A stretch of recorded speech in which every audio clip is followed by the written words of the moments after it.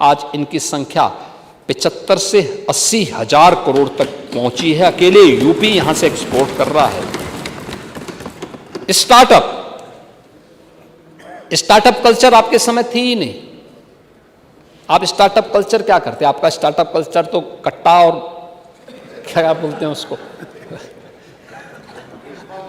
कट्टा बम। वो तो बड़ी इंडस्ट्री हो रही थी।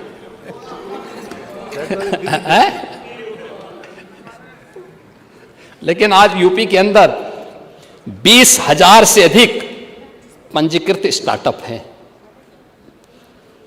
और इसमें से लगभग आधी स्टार्टअप का नेतृत्व महिलाएं कर रही हैं।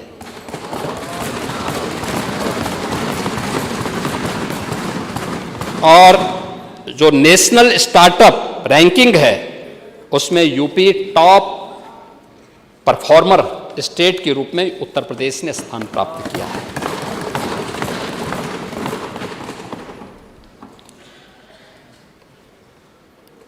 एआई प्रज्ञा पहल, ये नागरिकों और कार्मिकों के एआई प्रशिक्षण में ये तमाम बड़ी कंपनियों के साथ मिलकर के हम लोग इस दिशा में कार्य कर रहे हैं, इसके प्रशिक्षण के लिए कर रहे हैं। और मैं अध्यक्ष जी आपको धन्यवाद दूंगा कि आपने पिछले वर्ष ही इस सदन के माननीय सदस्यों को एआई में पारंगत बनाने के दिशा में एक प्रशिक्षण के कार्यक्रम को यहाँ पे प्रारंभ किया था और हम लोग प्रयास करेंगे कि ये अनवरत चलने वाली प्रक्रिया का हिस्सा बनना चाहिए। हम लोगों ने इलेक्ट्रॉनिक कंपोनेंट में आत्मनिर्भरता और ग्लोबल वैल्यू चेन में हिस्सेदारी बढ़ाने के लिए भी कार्यक्रम को आगे बढ़ाया है। उत्तर प्रदेश में इस दिशा में हम लोग तमाम अन्य कार्यक्रमों के साथ सरकार इसके लिए कार्य कर रही है और प्रदेश ने जो महत्वपूर्ण कार्य इसमें होने जा रहे हैं, खासतौर पर टेक युवा के लिए एक बड़ा जो कार्य सरकार करने जा रही है, खासतौर पर जिसमें एक बड़ा हमारे पास निवेश की संभावना विकसित होने जा रही है। और उस दिशा में जो मैं यहाँ पर करना, आप यहाँ पूरे सदन का ध्यान उस ओर आकर्षित करना चाहूँगा, वह है 25 लाख जो युवा हमारा होगा, उस युवा को AR, VR एंड XR आधारित कौशल प्रशिक्षण के लिए हम लोगों ने धनराशि की व्यवस्था की है। यानी AR ऑगमेंटेड रियलिटी में, यानी हकीकत में कुछ जोड़ना। ये आप अपनी दुनिया, आंखों से अपनी दुनिया को देख रहे हैं, लेकिन एक चश्मे या फोन स्क्रीन के जरिए उस पर डिजिटल आधारित रास्ता है, नाम है या 3D मॉडल चिपका दी जाए तो बहुत सारे ऐसे गेम हैं जो आज देखने को मिलते हैं। और वो चीज़ें हम लोग उसमें प्रशिक्षण देने के लिए एक नया क्षेत्र बना है जिसमें हम लोगों को स्मरण कर सकते, यानी उसमें उसका स्किल डेवलपमेंट कर सकते हैं। दूसरा वर्चुअल रियलिटी VR, ये नए वे फील्ड हैं जिनके माध्यम से हमारा युवा प्रशिक्षित होकर के और उसके स्किल डेवलपमेंट के माध्यम से उसको नई जॉब क्रिएट कर सकता है। जैसे हम लोग अक्सर देखते हैं, आप जाते होंगे कहीं भी, आंखों पर एक बंद हेडफोन यानी हेडसेट होता है और उसमें असली दुनिया नहीं दिखती। आप पूरी तरह से एक कंप्यूटर जनरेटेड दुनिया के अंदर होते हैं और उसमें जैसे कोई बुजुर्ग अपने घर में बैठा है या कोई ऐसा व्यक्ति जो किसी एक महत्वपूर्ण स्थल में उसको देखने का इच्छुक है, क्या स्थिति है, एक जगह में बैठ करके उसको देख सकता है। और ये वर्चुअल रियलिटी के बारे में ये ढेर सारे जॉब क्रिएट कर सकता है।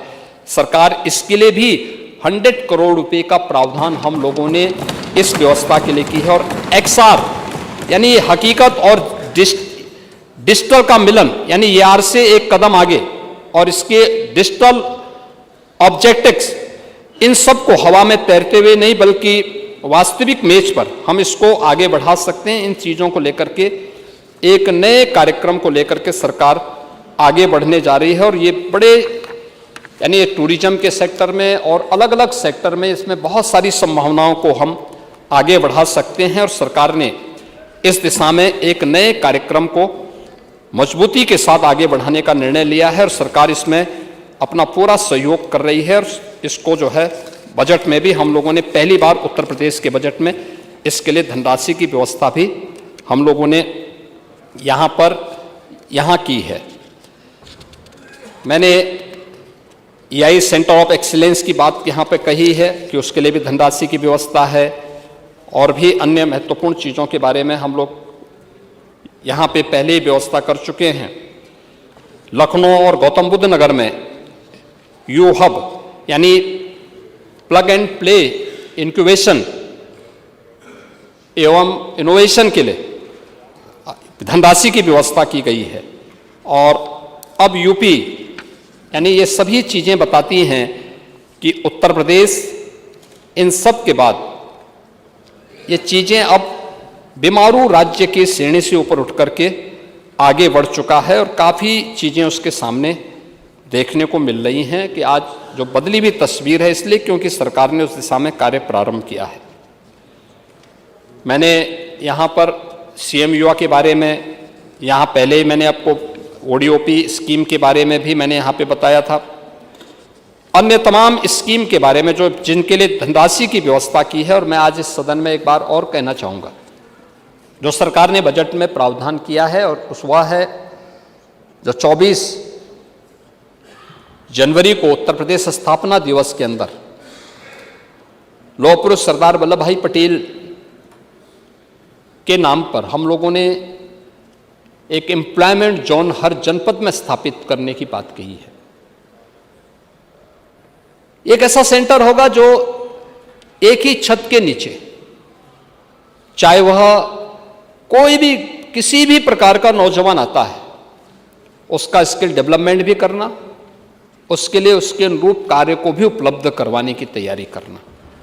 और इसके लिए एक एम्प्लॉयमेंट जोन के अंदर हमारा लगभग 50 से लेकर 100 करोड़ रुपए तक खर्च होंगे। और इसके लिए सरकार ने व्यवस्था की है कि प्रयास होना चाहिए कि 100 एकड़ लैंड जनपद के पास, बहुत जनपद मुख्यालय से बहुत दूरी ना हो, लेकिन वहां पर होती है। तो हम लोगों ने धनराशि की व्यवस्था सरदार वल्लभ भाई Patel employment and industrial zone की स्थापना करने के लिए किया है, जिसमें एक छत के नीचे सब कुछ उपलब्ध हो जाएंगे। अब ऐसा नहीं कि अलग अलग चीज़ें अलग अलग जगह हो रही हैं। कहीं पहले सेवा योजन कार्यालय होता था, वहाँ से सेवा योजन नहीं होता था, केवल एक उसके रूप में बना रहता था। उद्योग का कार्यालय जिले के अंदर होता था, लेकिन कोई वहाँ एक्टिविटीज़ नहीं होती थी। अब ये सारी एक्टिविटीज एक छत के नीचे हम प्रारंभ कर देंगे, निवेश से लेकर के और उसको जॉब देने तक, उसके यानी स्किल डेवलपमेंट से लेकर के उसको वहाँ पे एम्प्लॉयमेंट देने तक, ये सब कुछ एक जिले के अंदर होगा।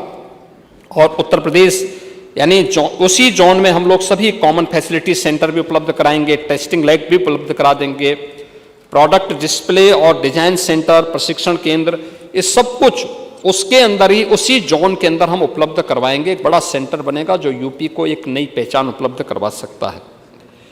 और एक नई स्कीम के लिए भी धनराशि की व्यवस्था की गई है, वह है 1 डिस्ट्रिक्ट 1 कुजीन के लिए, एक जनपद एक व्यंजन।